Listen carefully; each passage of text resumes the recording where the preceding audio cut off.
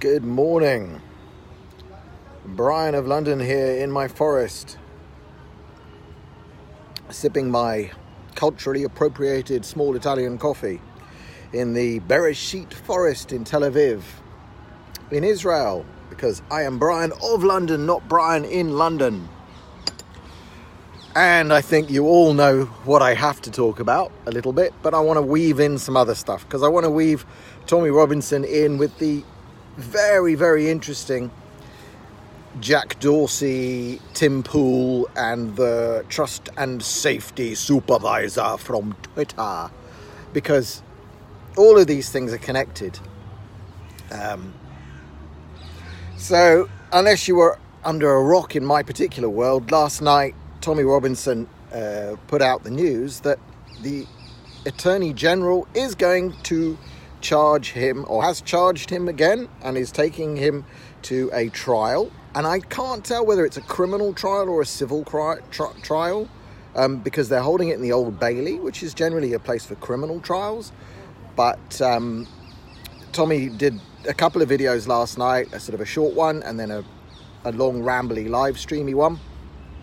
And he read from a charge sheet. He hasn't published the whole document yet. And of course, this now becomes an ongoing trial. So if you're in Britain, there are reporting restrictions as to what you can say about this. The number one is, I think, that the British press will have to say that Tommy Robinson is, of course, innocent until proven guilty. So they'll have to end any reports on this by asserting that until the state makes its case in court and the judge accepts it, he is innocent at the moment. But from what Tommy said and from what Tommy showed with the charge sheet, they have thrown out the fundamental and the biggest part of why he was said to have been arrested in Leeds, which was that there was a danger that he would collapse the trial of multiple Muslim child rapists. That was the headline. To be honest, there was nothing else that he was sent to prison for that anybody took seriously. There was article after article from people I dislike, people I resent, people who I have no respect for, all the way to people I respect. You know, the secret barrister did his long, or her long, rambly reasons why Tommy should be in prison for the rest of his natural life for talking on an iPhone. And many people, I'm not going to name names, many people wrote articles that turned out to be disgracefully wrong when his appeal was heard and when the whole way in which he had been convicted and sent to prison in 5 hours was thrown out. And remember, just remember, and Tommy brought this up and I'm going to bring it up because it's so important. On the same day that Tommy was sent to prison without remand, without being sent home, without being called back for a proper trial, without due process, on the same day that that happened, or within days of it, one of the rapists who was convicted was not sent straight to prison. He was allowed to go home to say goodbye to his family and to pack his prison bag, which he promptly did, and he took his prison bag with him all the way to Pakistan, where he is still and has not been brought back to justice. So he's been tried, found guilty, sentenced for heinous child rape crimes, and this guy's living happily in Pakistan. Whereas Tommy is taken off the streets and 5 hours later he's in Hull prison. Doesn't see his family properly for 10 weeks. All of those people, back when that happened, press after press after press after commentary after commentary, that everything was done correctly and we have to protect our rule of law, we have to make sure the law is made to work. What utter rubbish. And I didn't see anywhere near enough of those people apologise when the appeal came and when it was proven by the acceptance of the appeal by the highest court in the land that everything about the way Tommy had been convicted, including the charges, was just wrong. So it lands on the Attorney General's desk. Was it a great thing for him for Tommy to goad him at the Panodrama launch? No. I mean, but listen to me. This is why I don't criticise Tommy on these things. Tommy has had a lot of terrible legal advice. I mean, he's had legal advice that said, take a plea, admit to something, and he said no, and that was the correct thing to do. I'm not one to tell Tommy what he should and shouldn't do. So he said things about the Attorney General. I would hope that the Attorney General is above hurty feelings, and that hurty feelings of the Attorney General are not what makes him choose to bring or not bring charges against Tommy Robinson. But this is a political thing. This is a political persecution. It's always been political. When the EDL was running around on the streets, it was Theresa May was the Home Secretary. Theresa May is now the Prime Minister. The Attorney General works directly under Theresa May. The whole thing is political.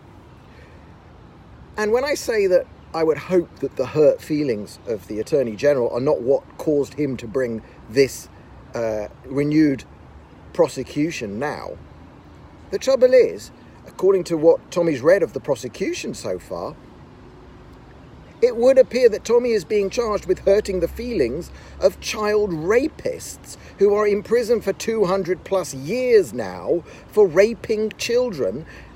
And the entire case that's being brought this time round is the case that's being brought against Tommy appears to be that he might have created conditions in which these child rapists would have felt a little bit uncomfortable walking to court to face the charges that they raped children and to hear the verdict that they raped children, and that the hurt feelings of these men and the terror that a 5'8" man holding an iPhone might cause them might mean that the police would have to provide extra resources to protect these child rapists on their way to their trials and their convictions. That's the case of the government.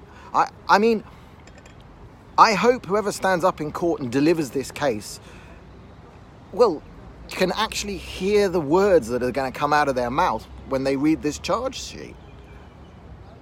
Now, I'll segue over. Twitter. I didn't watch the whole of the 3-hour Joe Rogan show. I watched some of it. I've watched the deconstruction with Dave Rubin. Just to explain to you, the CEO of Twitter went on to a very long podcast with a guy called Joe Rogan. Joe Rogan brought on an independent journalist who I like a lot, Tim Pool. I don't agree with him on politics in every way, but he's straight talking. I think he's honest. He says it how he sees it. He looks for real facts. He grilled Twitter, and he grilled this woman who is the trust and safety supervisor, obviously a lawyer, I would say, by training. I haven't checked. He grilled them, and they had no real answers for him. They had no real answers as to why conservative positions are massively squashed on Twitter. And the real answer is because Twitter is captured by social justice warrior ideology. And the main thing which we got from this long conversation was that Twitter seeks to endeavour to create safe spaces for people whose feelings get hurt often and easily.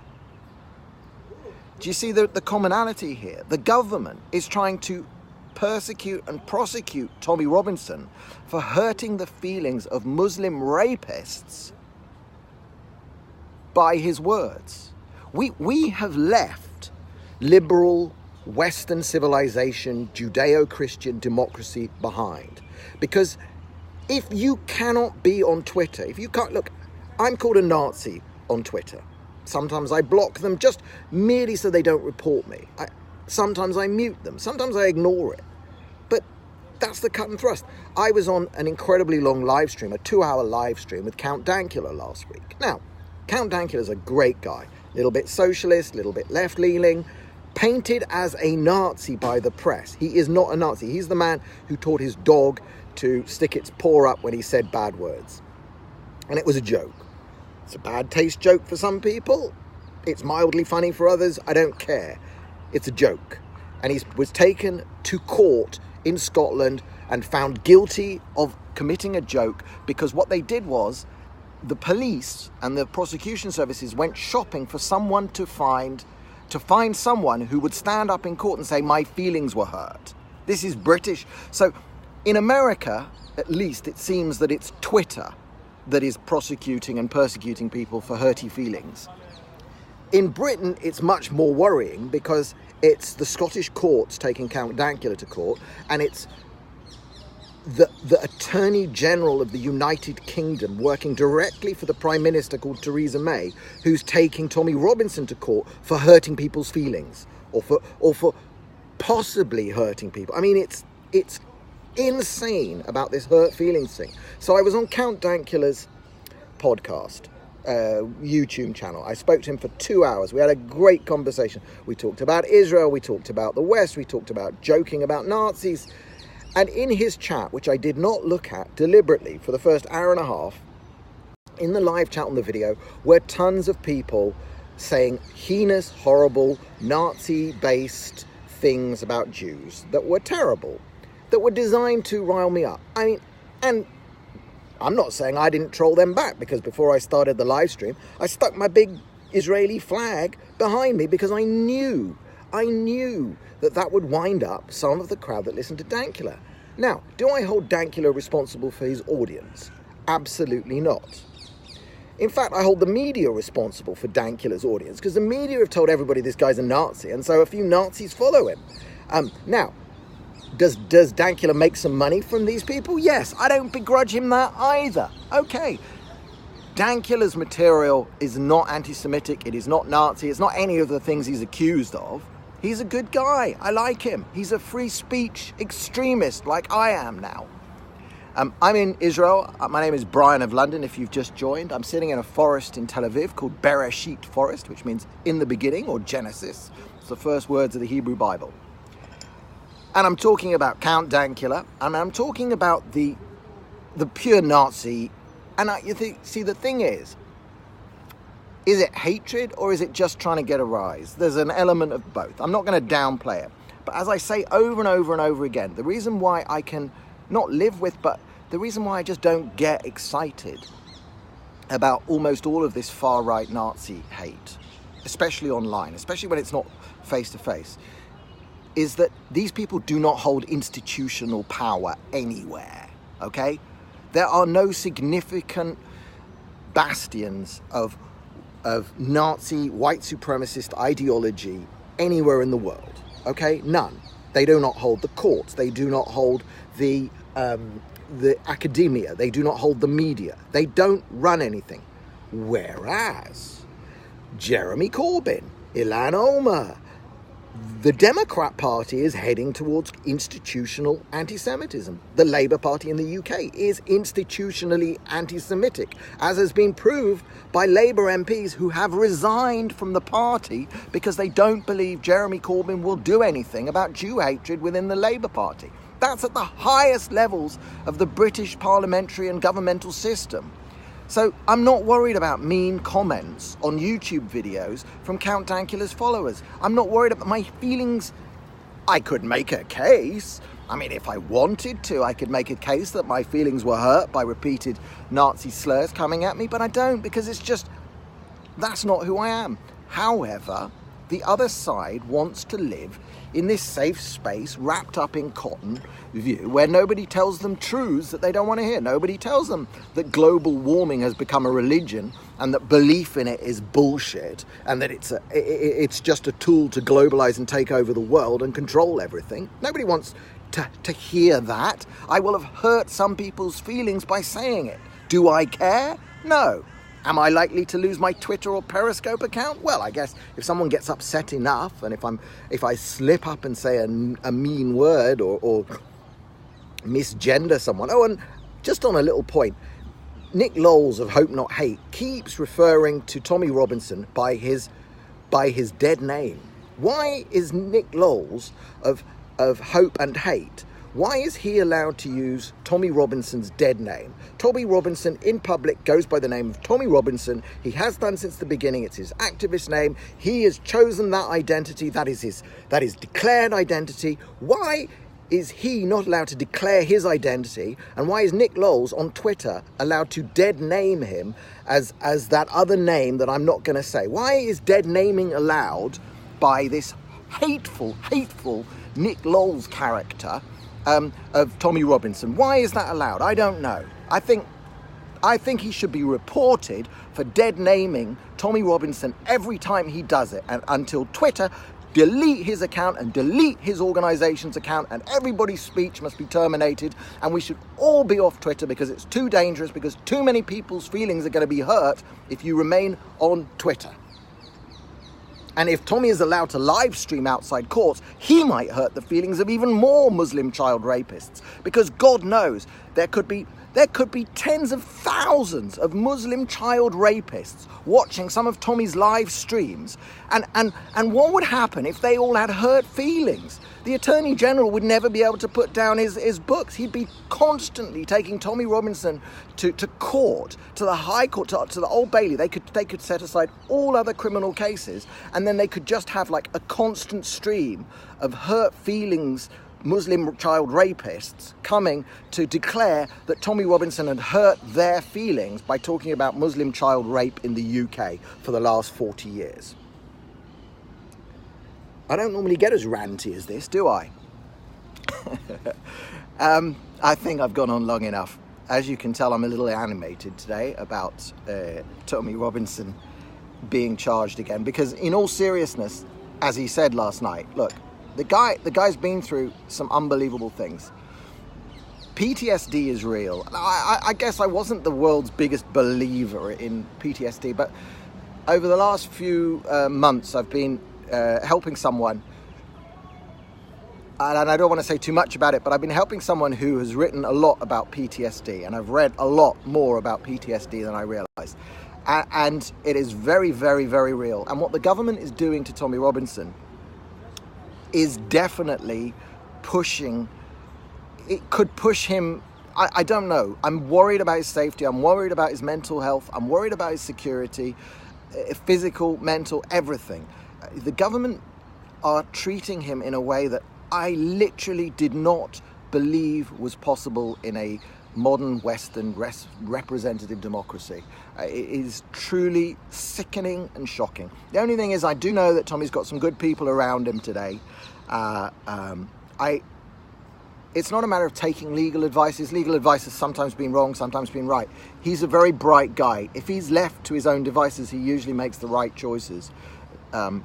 So I hope he deals with this, and I hope the legal team puts up what's necessary to get this thrown out the way it should be, because I'm truly shocked by what I've seen so far of the charges that are being brought. Unless they've got something unbelievable that we don't know about yet, it's insane that hurting the feelings of convicted child rapists, one of whom's already absconded to Pakistan, is an actual crime in the UK in 2019, whereas covering up for child rapists for the last 20 years, and I mean, I should also mention, Lord Ahmed of Rotherham, the man I called Killer Lord Ahmed, actually, because he killed a man while he was texting on his mobile phone. He drove into a stationary car on the motorway at 70 miles an hour, and he got off that. He got a very light sentence, he was convicted of a lesser charge. They didn't even charge him because they couldn't quite prove the mobile phone bit.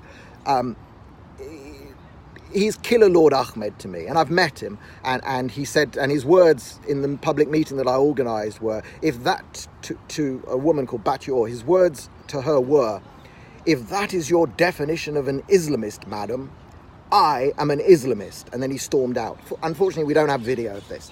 Killer Lord Ahmed was charged a week ago with attempted rape of a child back in between 1971 and 74. There's been almost no press coverage of this. It was buried on the back of the BBC website. It didn't make any news broadcasts on the television, as far as I know. It didn't make it into the radio broadcasts. Footnote, they're going to make it as quiet as they can. This, Tommy Robinson being taken back to court, this will obviously be huge front page news. Nobody will talk about panodrama. Nobody will talk about the backstory. They'll just say that he's been intimidating journalists. All of this stuff. It's just making me sick that I was ever associated with once Great Britain, as I call it. I'm sorry for the rest of you, because you don't deserve your leadership. But in many ways you vote for them, so you got to find some other way of doing this. I'm on the verge of taking a German citizenship, but Merkel's pretty silly. I'm apparently entitled to German citizenship, so I could retain my EU membership that way, but the whole thing's sick. Anyway, this is 20 minutes. This is too long. Thank you very much for watching, all of you.